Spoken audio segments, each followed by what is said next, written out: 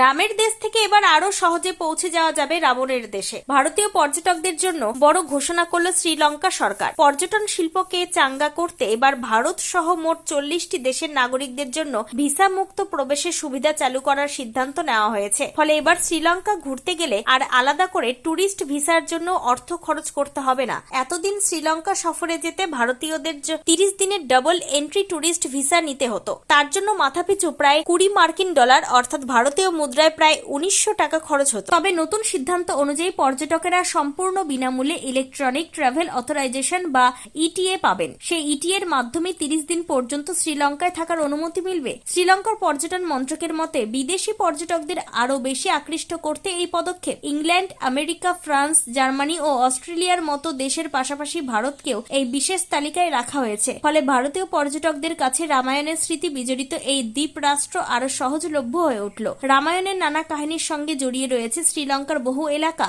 বিশ্বাস করা হয় এখানেই ছিল রাবণের লঙ্কা। সেই কারণে শ্রীলঙ্কা সরকার রামায়ণ সম্পর্কিত 50টিরও বেশি প্রত্নতাত্ত্বিক ও ধর্মীয় স্থানকে পর্যটন কেন্দ্র হিসেবে তুলে ধরছে। সীতা আমান টেম্পল এবং অশোক বাটিকা সেই তালিকার অন্যতম আকর্ষণ। বিশ্বাস করা হয় সীতা হরণের পর রাবণ এখানেই সীতাকে বন্দী করে রেখেছিলেন। মন্দিরের কাছে হনুমানের পায়ের ছাপ রয়েছে বলেও স্থানীয়দের দাবি। এছাড়াও পর্যটকদের আকর্ষণের কেন্দ্র রাভানা ফলস ও রাবণ গুহা। স্থানীয় কাহিনী অনুযায়ী সীতাকে লুকিয়ে রাখার জন্য এই গুহাপথ ব্যবহার করেছিলেন রাবণ। পাহাড়ি প্রকৃতির মাঝে এই স্থান এখন পর্যটকদের অন্যতম প্রিয় গন্তব্য। দিবুরুম পোলা টেম্পলকেও বিশেষ গুরুত্ব দেওয়া হয়। লোকবিশ্বাস এখানেই অগ্নি পরীক্ষা দিয়েছিলেন সীতা। আবার মন্নেশ্বরম টেম্পল এবং মনভারি মন্দিরে রাবণ বধের পরে রামচন্দ্র শিবের আরাধনা করেছিলেন বলে মনে করা হয়। ট্রিঙ্কোমালির কন্নেশ্বরম টেম্পল শিব মন্দিরও রামায়ণ ঘিরে অত্যন্ত জনপ্রিয়।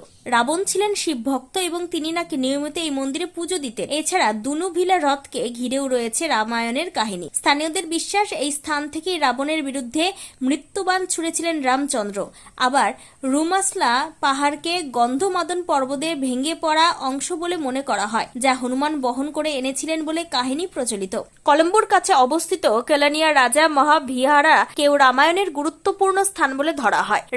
বিশ্বাস করা হয় রাবণের মৃত্যুর পরে এখানেই বিভীষণের রাজ্যাভিষেক হয়েছিল। ভিসামুক্ত প্রবেশের সুবিধা চালু হওয়ায় এখন অনেক কম খরচে ও সহজ প্রক্রিয়ায় ভারতীয় পর্যটকেরা শ্রীলঙ্কা সফরের সুযোগ পাবেন। রামায়ণের স্মৃতি, পাহাড়, সমুদ্র আর প্রাচীন মন্দিরে ঘেরা এই দ্বীপ রাষ্ট্র তাই আবারও পর্যটকদের কাছে নতুন আকর্ষণ হয়ে উঠছে।